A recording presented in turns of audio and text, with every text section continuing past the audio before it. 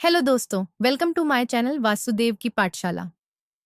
आइए, आज मैं आपको सुनाने जा रही हूँ पुत्रदा एकादशी व्रत कथा। श्री गणेशाय नमः।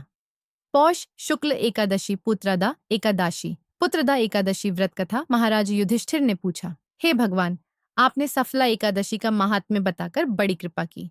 अब कृपा करके यह बतलाइए कि पौष शुक्ल एकादशी का क्या नाम है, उसकी विधि क्या है और उसमें कौन से देवता का पूजन किया जाता है। भक्तवत्सल भगवान श्री कृष्ण बोले, हे राजन, इस एकादशी का नाम पुत्रदा एकादशी है।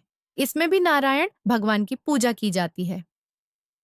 इस चर और अचर संसार में पुत्रदा एकादशी के व्रत के समान दूसरा कोई व्रत नहीं है। इसके पुण्य से मनुष्य तपस्वी, विद्वान और लक्ष्मीवान होता है। इसकी मैं एक कथा कहता हूँ, सो तुम ध्यानपूर्वक सुनो। भद्रावती नामक नगरी में सुकेतुमान नाम का एक राजा राज्य करता था। उसके कोई पुत्र नहीं था। उसकी स्त्री का नाम शैव्या था। वह निपुत्री होने के कारण सदैव चिंतित रहा करती थी। राजा के पितर भी रो रो कर पिंड लिया करते थे और सोचा करते थे कि इसके बाद हमको कौन पिंड देगा। राजा को भाई, बांधव, धन, हाथी, घोड़े, राज्य और मंत्री, इन सब में से किसी से भी संतोष नहीं होता था। वह सदैव यही विचार करता था कि मेरे मरने के बाद मुझको कौन पिंडदान करेगा। बिना पुत्र के पितरों और देवताओं का ऋण मैं कैसे चुका सकूंगा। जिस घर में पुत्र न हो, उस घर में सदैव अंधेरा ही रहता है। इसीलिए पुत्र उत्पत्ति के लिए प्रयत्न करना चाहिए। जिस मनुष्य ने पुत्र का मुख देखा है, वह धन्य है। उसको इस लोक में यश और परलोक में शांति मिलती है, अर्थात उनके दोनों लोक सुधर जाते हैं। पूर्व जन्म के कर्म से ही इस जन्म में पुत्र, धन आदि प्राप्त होते हैं। राजा इसी प्रकार रात दिन चिंता में लगा रहता था।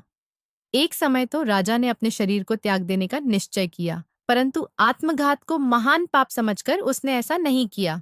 एक दिन राजा ऐसा ही विचार करता हुआ अपने घोड़े पर चढ़कर वन को चल दिया तथा पक्षियों और वृक्षों को देखने लगा। उसने देखा कि वन में मृग, व्याघ्र, सुअर, सिंह, बंदर, सर्प आदि सब भ्रमण कर रहे हैं। हाथी अपने बच्चों और हथिनियों के बीच घूम रहा है। इस वन में कहीं तो गीदड़ अपने कर्कश स्वर में बोल रहे हैं, कहीं उल्लू ध्वनि कर रहे हैं। वन के दृश्यों को देखकर राजा सोच विचार में लग गया। इसी प्रकार आधा दिन बीत गया। वह सोचने लगा कि मैंने कई यज्ञ किए, ब्राह्मणों को स्वादिष्ट भोजन से तृप्त किया, फिर भी मुझको दुख प्राप्त हुआ। क्यों? राजा प्यास के मारे अत्यंत दुखी हो गया और पानी की तलाश में इधर उधर फिरने लगा। थोड़ी दूरी पर राजा ने एक सरोवर देखा। उस सरोवर में कमल खिले थे तथा सारस, हंस, मगरमच्छ आदि विहार कर रहे थे। उस सरोवर के चारों तरफ मुनियों के आश्रम बने हुए थे। उसी समय राजा के दाहिने अंग फड़कने लगे। राजा शुभ शकुन समझकर घोड़े से उतरकर मुनियों को दंडवत प्रणाम करके बैठ गया।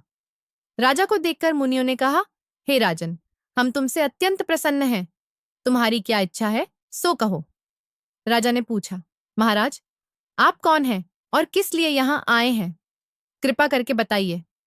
मुनि कहने लगे कि हे राजन, आज संतान देने वाली पुत्रदा एकादशी है। हम लोग विश्वदेव हैं और इस सरोवर में स्नान करने के लिए आए हैं। यह सुनकर राजा कहने लगा कि महाराज, मेरे भी कोई संतान नहीं है। यदि आप मुझ पर प्रसन्न हैं तो एक पुत्र का वरदान दीजिए। मुनि बोले, हे राजन, आज पुत्रदा एकादशी है।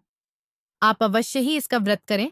भगवान की कृपा से अवश्य ही आपके घर में पुत्र होगा। मुनि के वचनों को सुनकर राजा ने उसी दिन एकादशी का व्रत किया और द्वादशी को उसका पारण किया।